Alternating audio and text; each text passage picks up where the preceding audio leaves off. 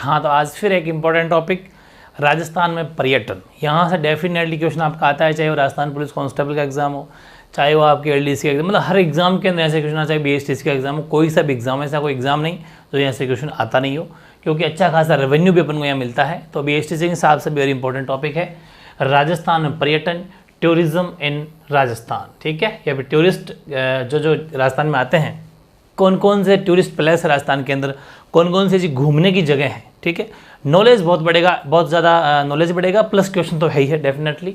ठीक है, तो आज ये टॉपिक होने के बाद आपको पता तो चल गया होगा कि अपने कितने टॉपिक हो चुके हैं। 8वां टॉपिक आई थिंक, ये जो शॉर्ट वन शॉर्ट कंप्लीट आपको वीडियो मिल रहे हैं, उसमें सबसे पहले अपने जनसंख्या पढ़ा था, बिल्कुल सही है।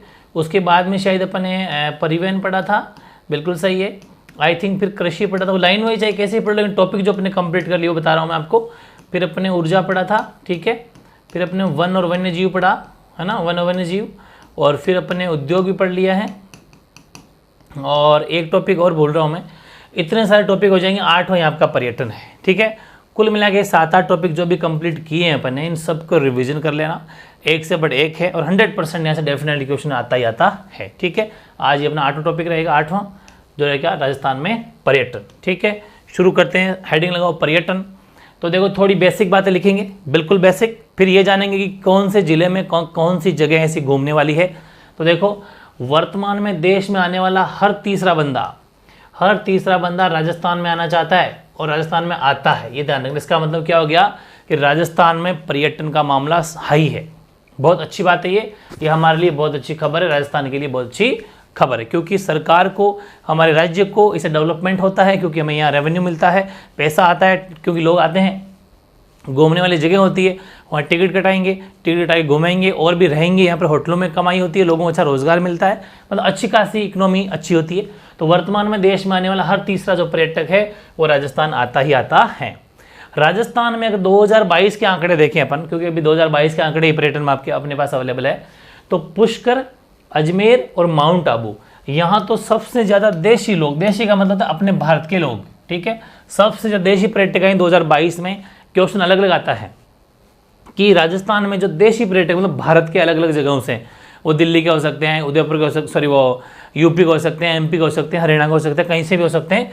तो देशी पर्यटक 2022 में देखें तो पुष्कर, अजमेर और माउंट आबू में सबसे ज़्यादा देशी पर्यटक हमारे यहाँ पर आए हैं। लेकिन हम विदेशियों की बात करें, विदेशी पर्यटक 2022 में अगर देखें तो जयपुर, फिर उदयपुर, और फिर ध्यान रखना ये नंबरिंग के हिसाब से लिखा है, ये फर्स्ट है, ये सेकंड है और ये आपका थर्ड है। ठीक है, ऐसे ही यहाँ पर है, नंबरिंग के हिसाब से आपको लिखना है, इस हिसाब से पर्यटक जो है यहाँ पर आए हैं। ठीक बात है, ओके। तो ध्यान रखना, वो तो देशी थे, ये विदेशी थे। अब राजस्थान में विदेशी पर्यटक अगर हम देखें कि भाई कौन कौन से देशों से विदेशी पर्यटक आते हैं, टॉप 5 हम देखें तो सबसे ज़्यादा राजस्थान के अंदर यूएसए के लोग आते हैं, फिर फ्रांस के आते हैं, फिर इंग्लैंड के आते हैं, फिर बांग्लादेश के आते हैं, फिर जर्मनी के आते हैं। 2022 के आंकड़ों में जब हमने इनकी टिकट काटी थी तो टिकट के टाइम रिंग एंट्री होती है विदेशी का, भाई कहाँ के नेटिव हैं आप, कहाँ के वो, क्योंकि इनका बाकायदा जो भी पासपोर्ट वीज़ा होता है उसमें पता चल जाता है, हमारे यहाँ पर एंट्री होती है तो उसका रिकॉर्ड आ जाता है। फिर 2022 के रिकॉर्ड के आंकड़ों के अकॉर्डिंग अपन 5 जो टॉप कंट्री है वो विदेशी पर्यटक हमारे टॉप 5 देशों से आए थे, वो 5 देश आपके सामने हैं। फिर अगर महीना पूछे कि किस महीने में ज़्यादा पर्यटक आते हैं और वो भी कौन कौन से, जैसे कि देशी पर्यटकों के ऊपर अगर बात करें, देशी ज़्यादातर हमारे जो भारत के लोग हैं वो बेसिकली जो आते हैं वो अगस्त के महीने में आते हैं। ठीक है, जुलाई अगस्त का महीना होता है, बारिश के दिन होते हैं, तो इस टाइम पर ज़्यादा लोग घूमने आते हैं। और बाकी विदेशी लोग हैं ना वो नवंबर दिसंबर में आते हैं। ठीक है, तो मंथ अगर अपन देखें 2022 में, तो 2022 के अंदर विदेशी नवंबर महीने में ज़्यादा आए थे और देशी अगस्त में ज़्यादा आते हैं। वैसे बेसिकली यही महीना रहता है, नवंबर दिसंबर, और इसमें जुलाई अगस्त। ठीक है, क्योंकि ये बारिश के दिन होते हैं, अपने वालों को तो क्या बारिश चाहिए, ठीक है, अंग्रेजों को चाहिए थोड़ी बहुत गर्मी ठंड, नॉर्मल मौसम चाहिए, ज़्यादा गर्मी में रह सकते हो और ज़्यादा इस टाइम अपन आपको बताइए नवंबर दिसंबर ना तो ज़्यादा गर्मी है और शुरुआत है ठंड आने की, बस थोड़ी बहुत ठंड आती है, लेकिन उनको नॉर्मल लगता है सब। तो विदेशी आते हैं नवंबर में 2022 में, और अगस्त में आए थे अपने देशी। ठीक है, ये अपने ईयर के हिसाब से हो गए। फिर विश्व पर्यटन दिवस अगर अपन बात करें, विश्व पर्यटन दिवस, वर्ल्ड टूरिस्ट डे, वो मनाया जाता है 27 सितंबर को। ठीक है, 27 सितंबर को मनाया जाता है। और इस दिन हमारे लिए कोई खास बात थी कि हमने इस दिन 2021 के अंदर 27 सितंबर को राजस्थान टूरिज्म मोबाइल ऐप का लोकार्पण कर दिया है। एक मोबाइल ऐप है जहां पर कोई भी टूरिस्ट आना चाहता है तो इस मोबाइल ऐप के ज़रिए अपना रजिस्ट्रेशन करवा सकता है और डायरेक्ट वो जो जहाँ पर इसको घूमना है टिकट विकट ऑनलाइन काट सकता है। मतलब बहुत सारी बेनिफिट है। जैसे अपन किसी को फ़ोन पे वगैरह करते हैं ना, वैसे उस अकॉर्डिंग उस ऐप में जाएगा, अपनी डिटेल भर देगा और उसमें उसका हेल्प हो जाएगी कौन सी जगह उसको घूमना है वगैरह वगैरह। ठीक है, तो राजस्थान टूरिज्म मोबाइल ऐप का लोकार्पण 2021 में हो चुका है। 27 सितंबर को हमने किया था, जो कि 27 सितंबर को विश्व पर्यटन दिवस भी मनाया जाता है। ओके, एक जयपुर के बारे में छोटी सी वेरी इंपॉर्टेंट बात है। बाकू अजरबैजान में आपको पता है एक सम्मेलन हुआ था 6 जुलाई 2019 को।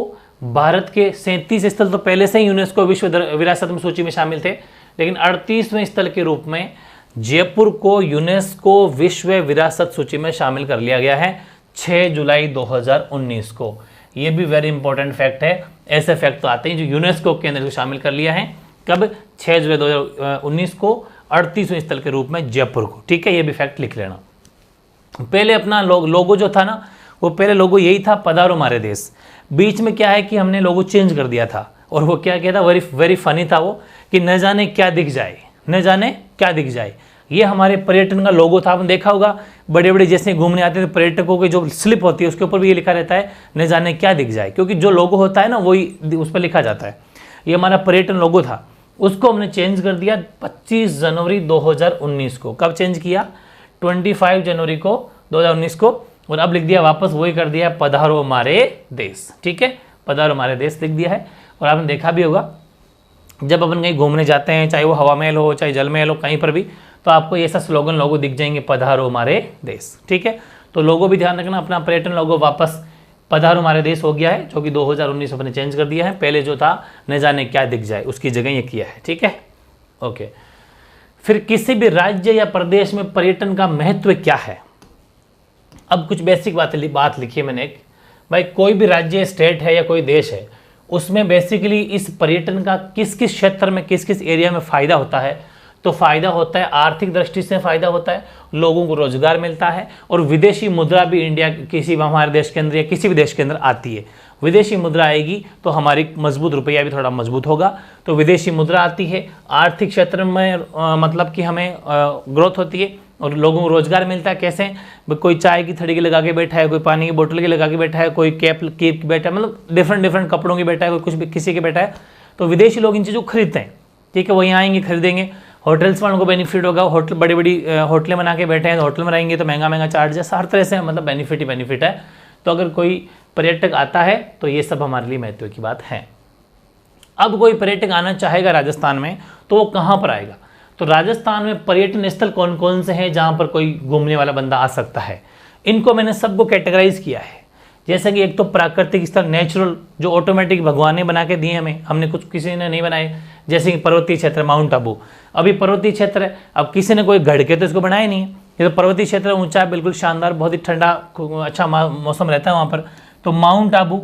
और दूसरे रेगिस्तान के बालू का स्तूप, सैंड ड्यून्स, जो कि अपने जैसलमेर में बनते हैं, नेचुरल है, बहुत लोग जाते हैं वहाँ पर, विदेशी पर्यटक बहुत जाते हैं। ये वो मिट्टी के होते हैं, अपन ज्योग्राफी में पढ़ेंगे बालू का स्तूप वगैरह, तो वहाँ पर ये क्या होता है, बालू का स्तूप मतलब मिट्टी के धोरों में से बन जाते हैं। अभी रात को आपने यहाँ देखा होगा, सुबह यहाँ से उठ के वहाँ बन जाएगा, मतलब तेज़ हवाएं चलती है तो यहाँ से उड़ा के वहाँ ले जाती है। बहुत ही शानदार एकदम बालू रेत होती है। और ये जो विदेशी लोग आपने देखा होगा अपने शरीर पर यूँ डालते रहते हैं मिट्टी को एकदम, और आप भी कभी इंजॉय करना, उस मिट्टी बड़ी शानदार मिट्टी होती है वो जैसलमेर की। तो रेगिस्तान के बालू का स्तूप हैं और माउंट आबू हैं, यहाँ पर भी लोग खूब आते हैं। ये तो नेचुरल है, मतलब ये प्राकृतिक है। उसी में कुछ झीलें हो गए, कुछ किले हो गए, कुछ किले ऑटोमेटिक बनाए हुए, बस वहाँ पर मकाने बनाए अपने, बाकी पहाड़ी जो पूरी थी वो और नेचुरल है। कुछ अभयारण्य है और जलप्रपात। ठीक है, ये तो हो गए प्राकृतिक स्थल जहाँ पर घूमा जा सकता है। ठीक है, दूसरा है ऐतिहासिक व सांस्कृतिक स्थल। ये हमने खुद ने बनाए हैं और ये हमारे इतिहास की गवाही देते हैं। जैसे कि दुर्ग है, फोर्ट, जैसे कि पुरातात्विक स्थल है, जैसे कि आहड़, कालीबंगा, ये सब। ठीक है, महल देख लो, बड़े बड़े महल है हमारे राजा महाराजों के बनाए हुए, हवेलियां हैं, और कुछ धार्मिक स्थल जैसे मंदिर, मस्जिद, गुरुद्वारे, ये सब। ठीक है, तो ये ऐतिहासिक व सांस्कृतिक स्थल में आ जाते हैं, यहाँ पर भी घूमा जा सकता है। फिर तीसरा भूपर्यटन या पर्यटन का नवीन पक्ष है, ये नए नए है, जिसमें जीवाश्म पार्क और प्राचीन शैल स्थल, ये तो हम खुद बना रहे हैं अभी, ये कुछ नया, कुछ मतलब प्रैक्टिकल कर रहे हैं, कभी इसकी भी आपको दिखाऊंगा। ये हो गया। और पर्वत, पठार, भू आकृतियाँ, ये सब के सब जो है आपके सब के सब जो है वो पर्यटन स्थलों के अंदर आते हैं। ठीक है, ये तो चलो कैटेगराइज कर दिया अपन ने, हालांकि यहाँ से क्वेश्चन तो कम ही चांस है, लेकिन ऐसे पूछ लिया जाए कि पर्यटन प्राकृतिक स्थलों में आते हैं, तो वो चीज़ें जो ऑटोमेटिक प्रकृति की देन है वो प्राकृतिक स्थल होते हैं, बाकी ऐतिहासिक में ये सब आ जाते हैं। ठीक है, अब शुरुआत करते हैं यहाँ से। जो इंपॉर्टेंट फैक्ट है वो है कि किस जगह कौन सा मतलब घूमने की जगह है सबसे बढ़िया। हम बात करें जिले वाइज तो सबसे पहले लेते हैं अपन अजमेर। अजमेर में अगर आप घूमना चाहते हो तो अजमेर में आप जा सकते हो ख्वाजा साहब की दरगाह, तारागढ़, आना सागर झील, 2.5 दिन का झोंपड़ा जो कि पहले संस्कृत पाठशाला हुआ करता था, और तीर्थराज पुष्कर जो है। यहाँ पर आप आराम से अजमेर के अंदर बेसिकली खास जगह जहाँ पर टूरिस्ट प्लेस है, जहाँ पर सबसे ज़्यादा विदेशी सैलानी आते हैं, ये हो गई 5 जगह अजमेर की। ठीक है, आगे बात करें अलवर की। इसके ऊपर मैंने सब के ऊपर आपको पता वो लोग बना दिया, अलवर जिलों को मैंने सल्टा दिया। मेरा प्लान तो सारे जिलों को आपको दिखाना था, लेकिन टाइम मिलता नहीं है। मूसी रानी की छतरी में आपको वो लोग बना चुका, आपने देखा भी होगा, बहुत ही शानदार। सिल्लीसेट झील और ये सरिस्का अभ्यारण्य और पांडुपौल और भर्तरी मंदिर, ये सब जगह अपन जा चुके। एमई सीरीज ऑफिशियल के ऊपर इसका व्लॉग भी अपलोड है, आप देख सकते हो।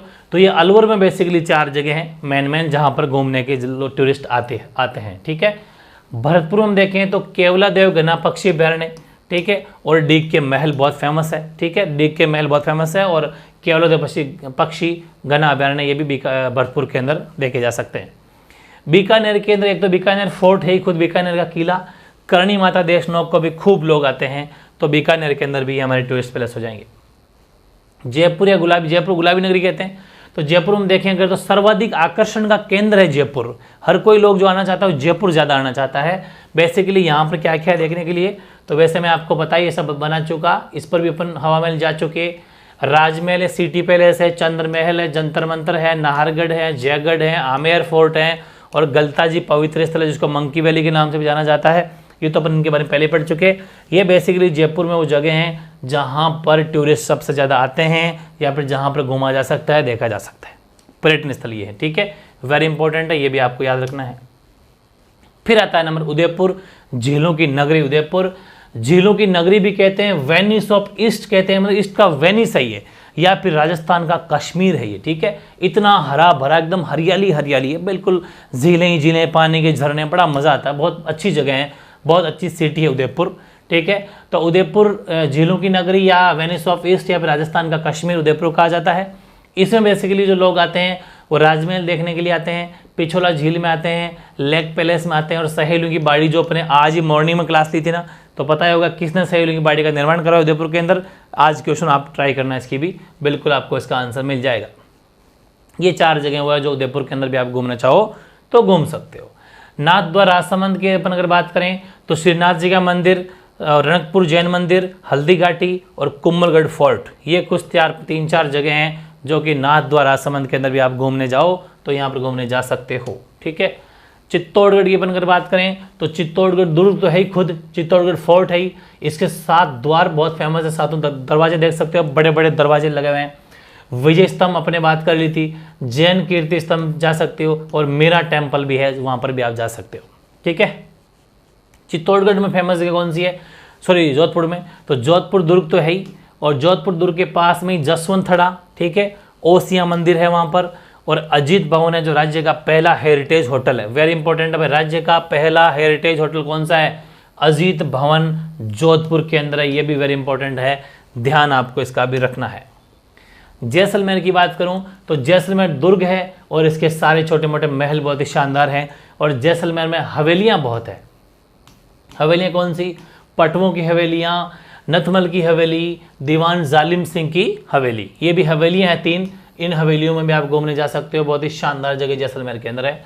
मरु उद्यान है वहाँ पर वेरी फेमस, और जीवाश्म पार्क भी जिसके बारे में अपन बात कर चुके, बिल्कुल ये भी जैसलमेर के अंदर है।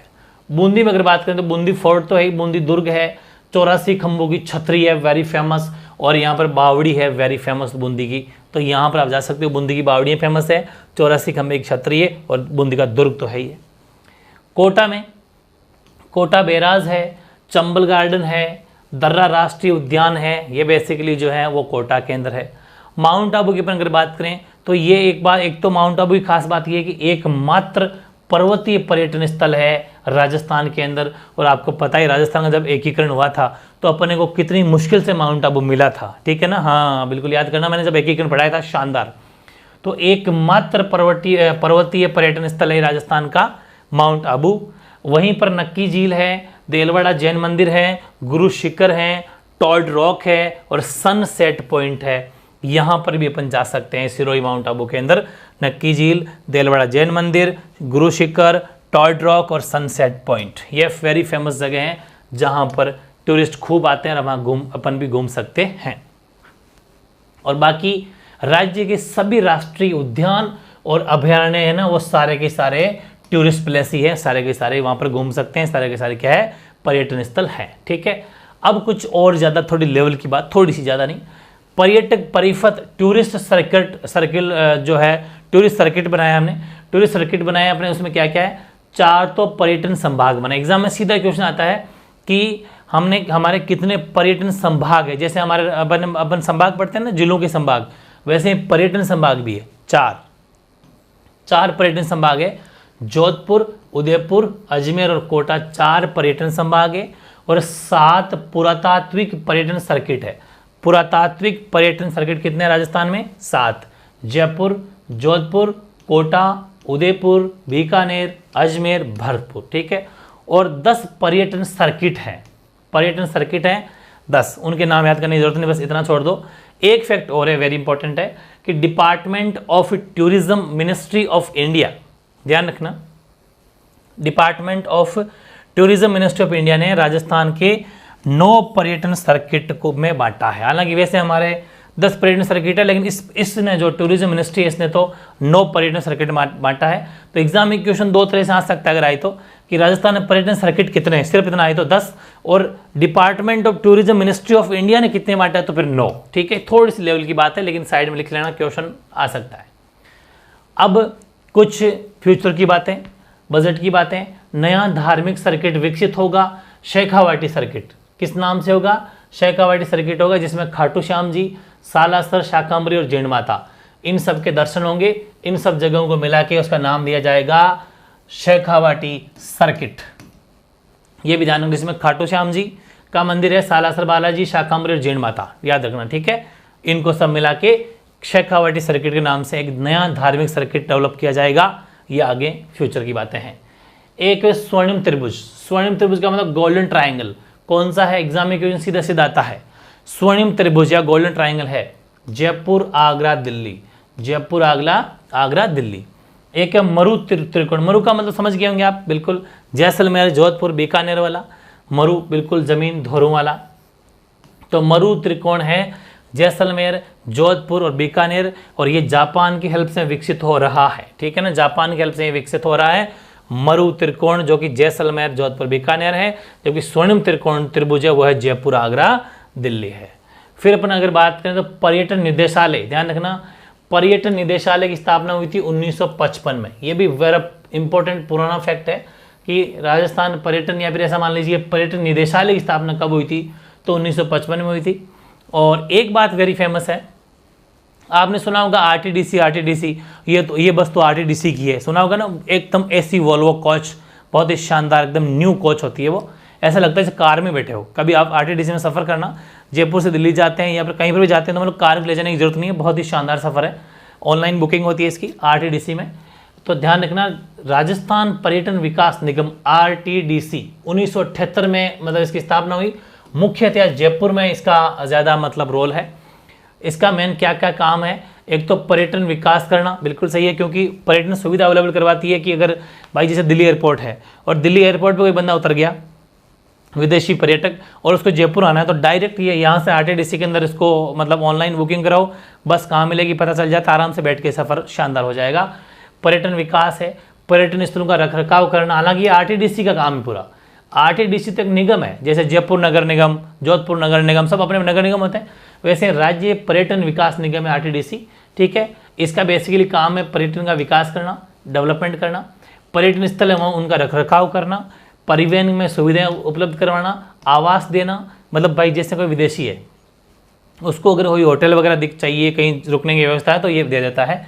और देश विदेश में प्रचार प्रसार करना कि हमारे ये वो जगह हैं जहाँ पर आप घूम सकते हो, ये सुविधाएं हैं, ये इतने बड़े शानदार किले हैं, फोर्ट है, मतलब इनकी इमेजेस दिखा दिखा के कैसे न कैसे करके प्रचार प्रसार करना, ताकि कुछ लुभावने प्रचार होंगे तो लोग आएंगे देखने के लिए। ठीक है, एक दो फैक्ट और। लेकिन राजस्थान में प्रथम नीति अगर देते हैं, देखिए अपन, प्रथम पर्यटन नीति बनाई 2001 में बनाई थी, और राजस्थान में प्रथम होटल नीति अगर देखें तो बनाई थी 2006 में।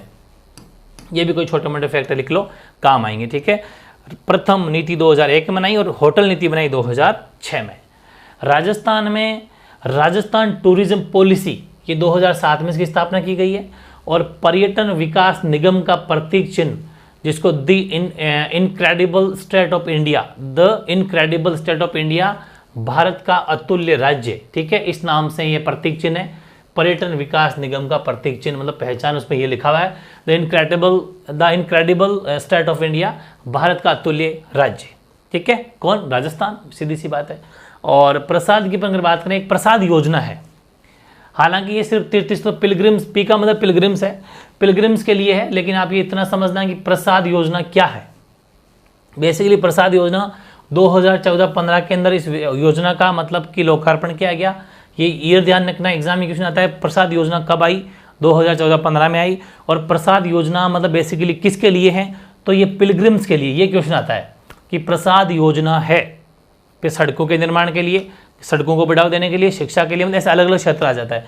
तो तीर्थ स्थलों का विकास करने के लिए प्रसाद योजना। ठीक है, और कुल भारत की अगर बात करें तो 12+1 जिसमें एक अजमेर भी है, इस इतने नगर देश में जो है इस प्रसाद योजना के तहत है विकास करना है इसका।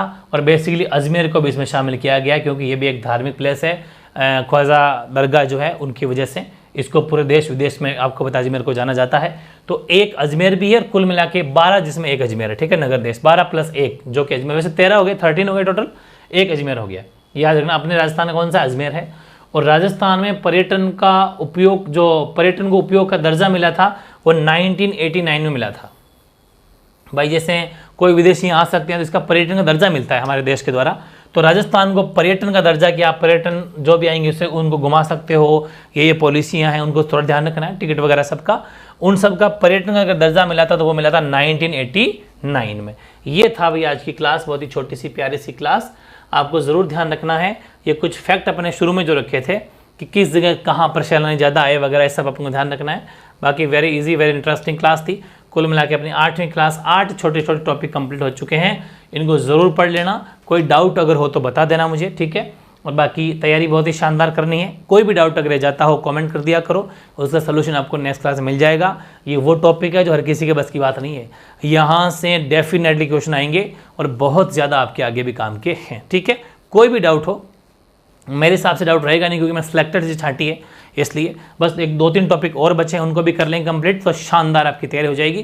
किसी भी तरह का डाउट को बता दिया करो। और सुबह मॉर्निंग में जो डेली राजस्थान हिस्ट्री क्लास चल रही है वो 1-2 दिन चलेगी, कंप्लीट हो जाए, उसके बाद अपन ज्योग्राफी ले लेंगे, उसके बाद अपन पॉलिटी ले लेंगे, ठीक है। बहुत कुछ करने वाले हैं, बस आप तो लग जाओ पूरी तरीके से और लाइव टेस्ट वगैरह सारे दिया करो, ठीक है। ओके।